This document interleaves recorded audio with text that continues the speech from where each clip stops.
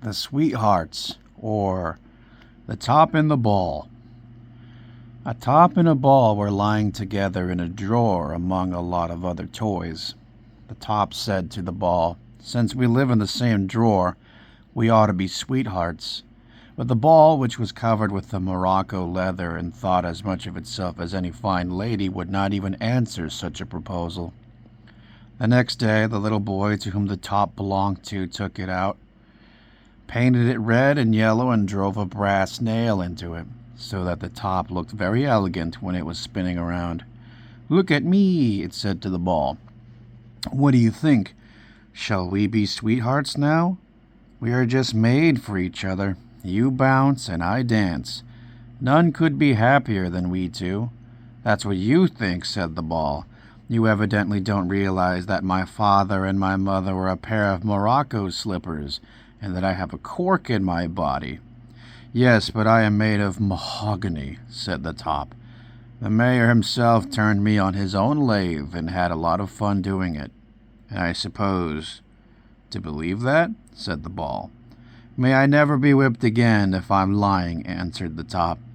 "You speak very well for yourself, but I'm afraid it's impossible. I'm almost engaged to a swallow. Whenever I bounce up in the air, it puts its head out of its nest and says, 'Will you be mine? Will you be mine?'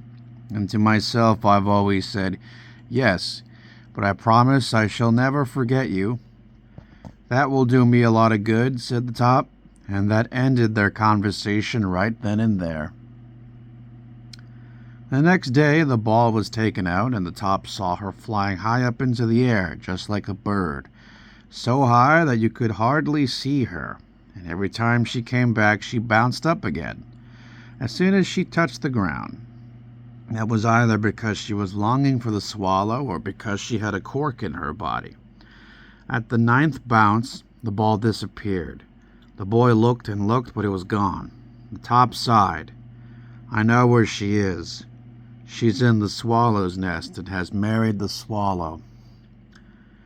The more the top thought of this, the more infatuated he became with the ball. Just because he couldn't have her, his love for her increased. But alas, she was in love with somebody else. The top danced and spun, and in his thoughts the ball became more and more beautiful. Many years went by. It was now an old love affair. The top was no longer young, but one day he was gilded all over. Never had he looked so beautiful. He was now a golden top, and he leaped and spun till he hummed. This certainly was something.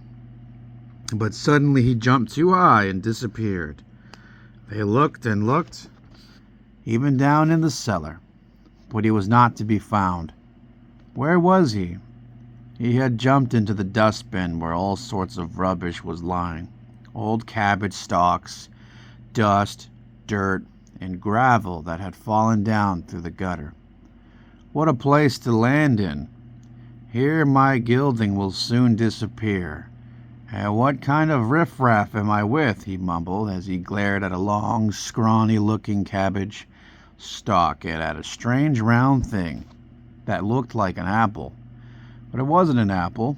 It was an oddball that for years had been lying in the roof gutter and was soaked through with water. "Thank goodness! At last I have an equal to talk to," said the ball, looking at the golden top. "I want you to know that I am made of morocco leather, sewn by maiden hands, and that I have a cork in my body. But no one will think so now. I almost married a swallow, but I landed in the roof gutter instead, and there I have been for the last 5 years, soaked. That's a long time, believe me, for a young lady." But the top said nothing. He thought of his old sweetheart, and the more he listened, the more certain he felt it was she. Just then the housemaid came to throw some rubbish in the dustbin. "Why," she cried, "here's the golden top!" And the top was carried back into the living room and admired by everybody. But the ball was never heard of again. The top never spoke a word about his old sweetheart, for love vanishes when one's sweetheart has been soaking in a roof gutter for 5 years. Yes, you don't even recognize her when you meet her in a dustbin.